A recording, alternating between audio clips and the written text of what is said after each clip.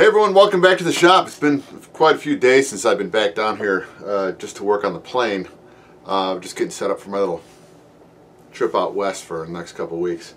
Anyway, what I did this morning down here in the shop, I just want to bring you up to date. It was a little bit of my typical trying to figure out how I want to address a problem.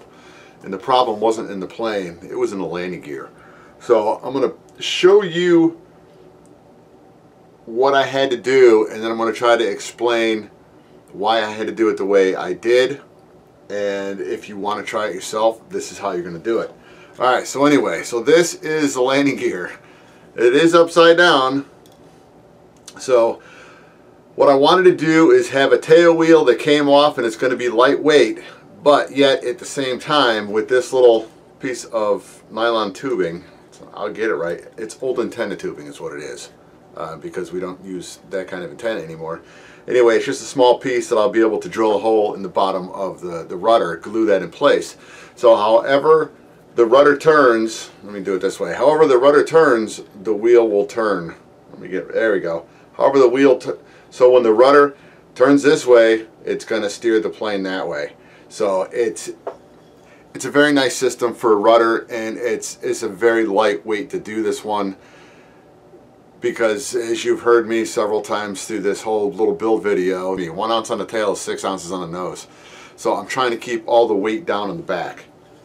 So let me show you everything that that I used to put it together.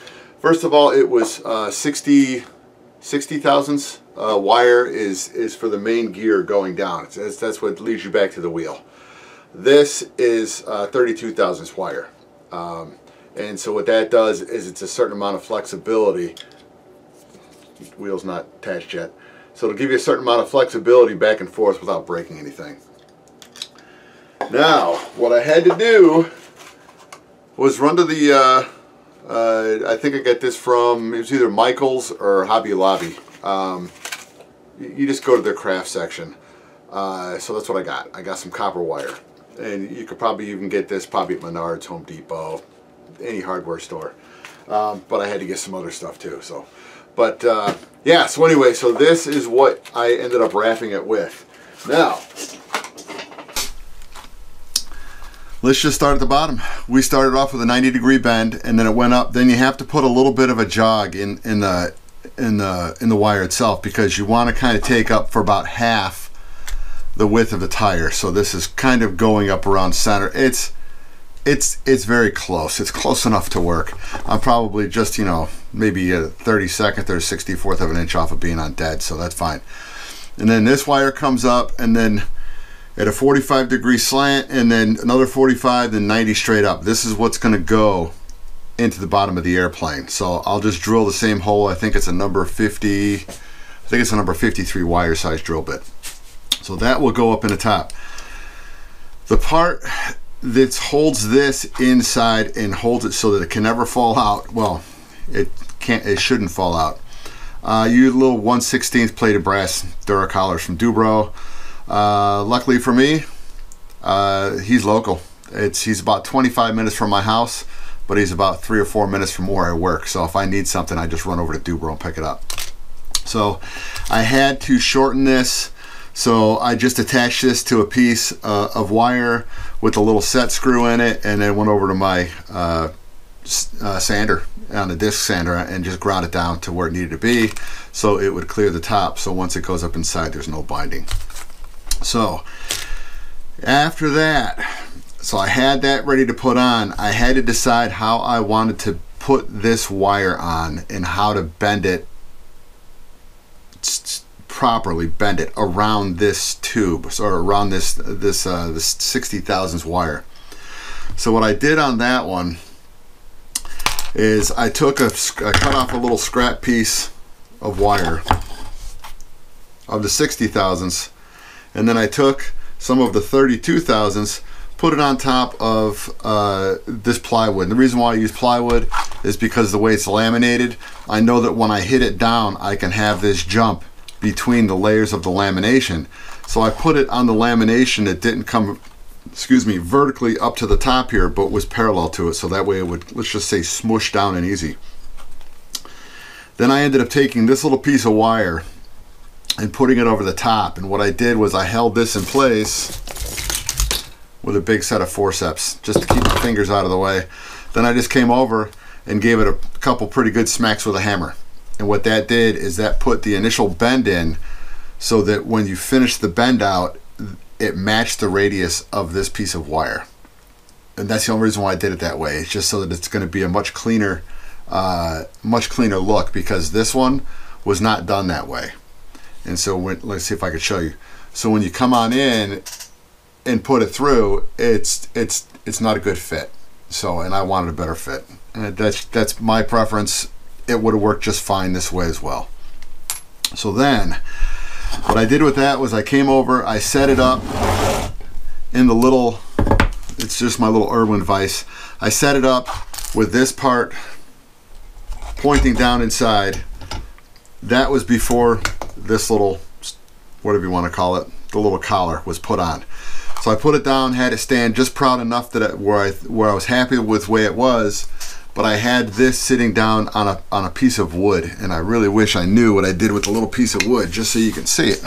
I probably threw it out, but pretty much I came in, put it on a piece of balsa, so that way when I came in with the soldering iron, it wasn't going to be pulling the heat. Let's just say that the vise itself wouldn't be pulling the heat out of the metal, so it would make a solder a lot quicker and a lot easier. So it was kind of set up such as this, and then it went down inside, and then once that was set up, I came in, I used some flux, just a regular good old-fashioned soldering flux. It's a paste. I've got some liquids too, but for this I used a paste. Put it on there, put the little loop over it, soldered it just to hold it in place, and then I came in and I wrapped the whole thing in copper wire. And once the copper wire was fully wrapped around it, came in with a little more flux, put it on top, and then soldered on the top of that wire. So now this piece is all locked in with the wire binding everything together. So this should never come apart. So that was the landing gear. I will go ahead, and when that all gets attached,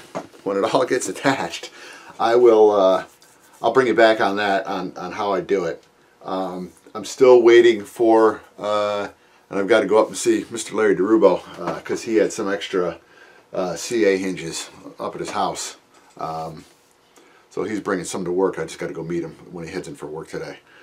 So yeah, so I'm kind of waiting on that stuff, and I'm also going to try to get some of the sorry about that.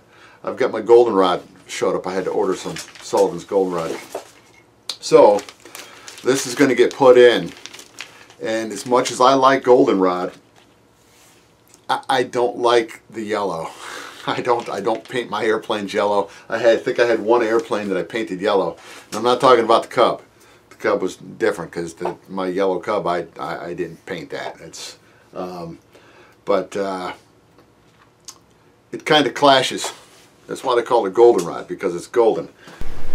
Alright, I'm getting ready to start drilling the holes for the control lines, the cables coming out the back of the plane. Let me show you how I've got things set up with the hopes that it's going to work out nicely. I've done this before. This is kind of what I had to do with the Tiger Moth, is that I had to angle this in a little bit, and that's fine because that little bit of pull in is still going to be fine, but it's going to give me a closer attachment point in the back. I want to have as little sticking out of the back of the plane as possible, and especially with that yellow that I'm going to seemingly never get rid of. So what I'll do is I'll come in with a little straight edge, come in, it looks like it's going to be right about in here is where the hole is going to be put in. So the hole will be drilled through here, and then that'll run up front to the servo. I wanted to have it kind of bend or arc around and possibly go to this side servo, because if I have it come in this way, it's gonna, I don't know, I want to see how well this is going to work. I won't cut these to length or do the final installation. I'll get the rudder hooked up as well on this side, and then that's when I'll make the decision on whether I want the elevator to be on the same side or I want it to crisscross. Most of the time I crisscross, It just so happens this time, the way the fuselage is setting up, I may not do that. I may just go straight to it. So I'll get the other camera set up and turn that one on, and then I'll go ahead and make the marks on the side of the fuselage, and let's get the holes drilled. Alright, so I'm just going to take the ruler, line it up against the side so it's parallel with it, and then we're going to come down here and we're going to make a mark. It's just going to be an approximation. That's pretty good. I may move it a little bit farther forward. Have not made that decision yet. I'll probably have it, I'd like to have it come straight through this way. So it's going to be, I may end up drilling it farther forward here and then filing it back. What I would normally do in this situation is I've got a long drill bit. It's like a 3/16 drill bit that's about 15 inches long. I just can't find it. I think it may have gotten loaned to a friend of mine, and I just don't know. I know where it normally hangs. It normally hangs on the wall over there, and it's not there. So I'll dig around here a little bit, but I can still come straight in with just a regular drill bit. If it's going to be a 3/16 hole, come in through the side, and then, I mean, it's going to be tough.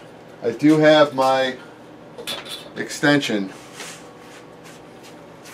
and this will work on my Ryobi drill bits. So if I throw my Ryobi in there, I can come straight in sideways, and then just start rotating it slowly. So I'll probably start with that first.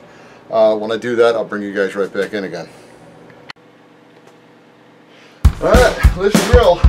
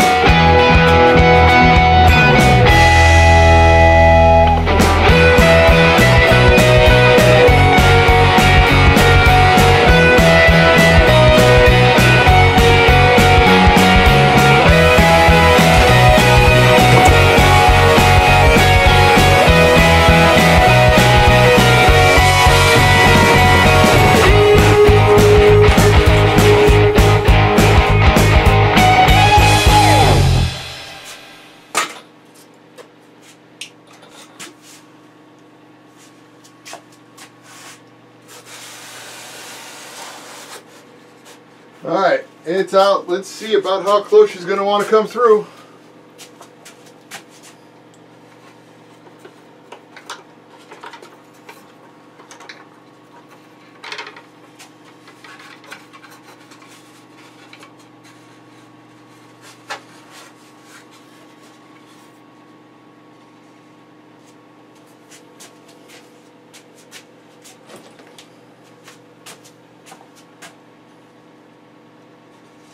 It's looking pretty good.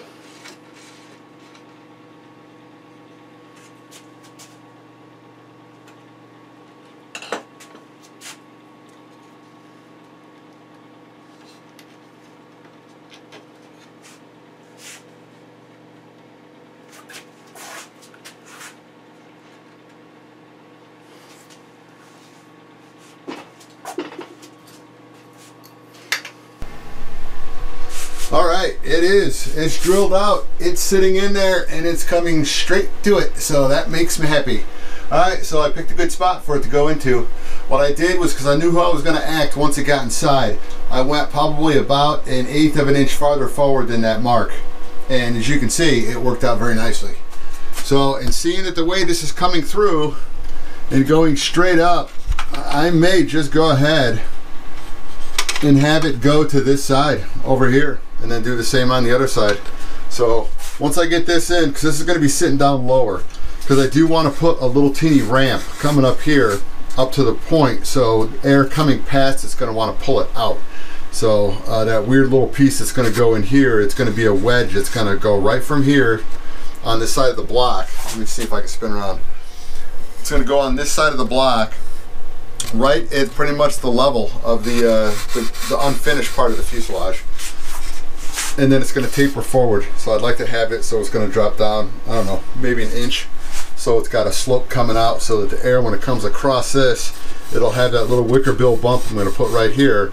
So when it hits it, it's going to create a lower pressure here and then want to pull the air through it. So very good. All right, that one's done. So we've seen this is taken care of. I just decided to hook up the wheel and get the landing gear, the tail gear, just so you can get a good bird's eye view of what it does. So when we're sitting here and everything's at neutral, there's a little tweaking I'm still going to have to do. We're just a little bit off of being in perfect line, so it's close. It's really close. So anyway, all right. So as you turn left, of course, the airplane's right side up, and we are turning to the left. The wheel will move in that direction. So that's how we're going to be doing the arcs. So it didn't, like I said, it wasn't supposed to weigh much, but it will get the job done. And it was as light as I could, make it without going carbon fiber. I was thinking about trying to go carbon fiber from here out, but then I was going to have to epoxy, and I said, let's just go ahead and we'll choose some wire. So this wire will be cut short right about here. So I'll leave it about right about there, yeah. So that'll probably be about an 1/8 inch proud of. So regardless, that will get taken care of. This is just we're on the prototype stage. So, but that one looks like it's going to be rock solid. So it is done. As you can see, we've got a very good alignment. That's right where I wanted it. And I don't know if we'll be able to see it well from the top, from side to side. They come out from the same point on both sides. So it's so it will look good, and we'll be keeping the yellow to a minimum. So, all right, and I think it's pretty much declared which way it wants to go. It wants to cross over in the middle. So this one's going to come in, cross over. So this one will go to this side, that one will go to the other side, and it's a done deal. Everybody will be happy. That's a day's worth of fudging for me down here. The place is a mess, and I've got to get my stuff ready to head out of town early tomorrow morning. So I'm calling it a day, and I'll see you guys next time. Probably be a couple weeks, but I'll see you next time. I'm back down here in the shop.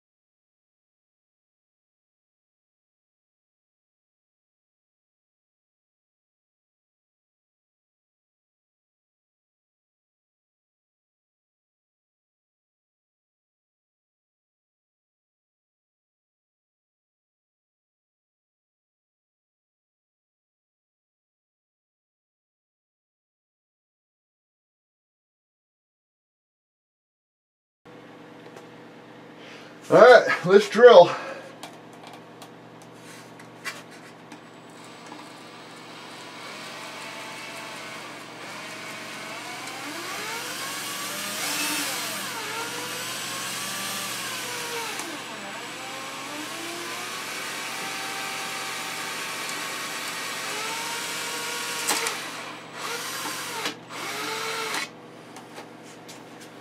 Okay, now it's going to come the fun part.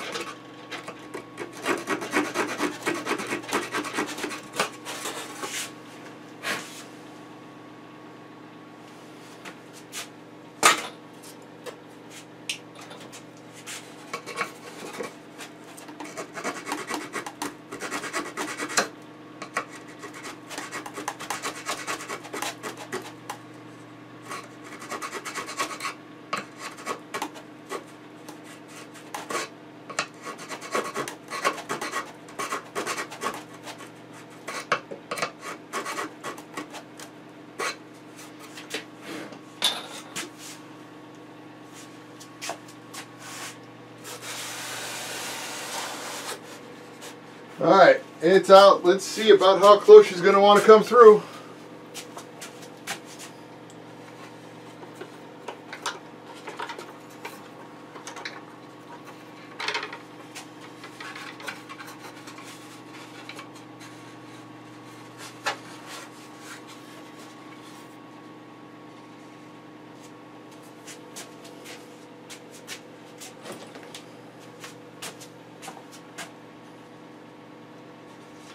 It's looking pretty good.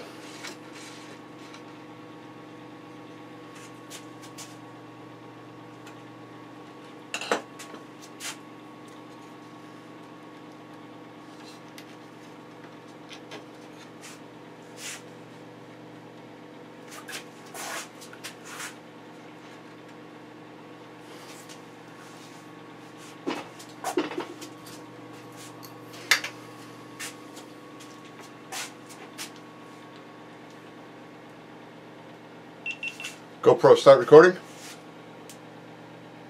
GoPro, start recording. GoPro, start recording.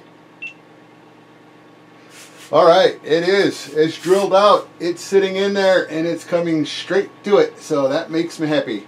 Alright, so I picked a good spot for it to go into.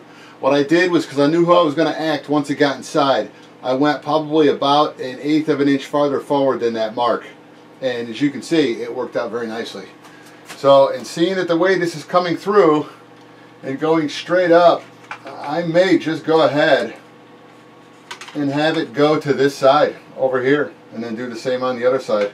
So once I get this in, because this is going to be sitting down lower, because I do want to put a little teeny ramp coming up here up to the point, so air coming past is going to want to pull it out. So that weird little piece that's going to go in here, it's going to be a wedge. It's going to go right from here on this side of the block. Let me see if I can spin around.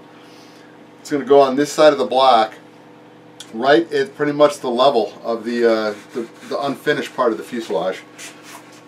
and then it's going to taper forward. So I'd like to have it so it's going to drop down, I don't know, maybe an inch. So it's got a slope coming out so that the air, when it comes across this, it'll have that little wicker bill bump I'm going to put right here.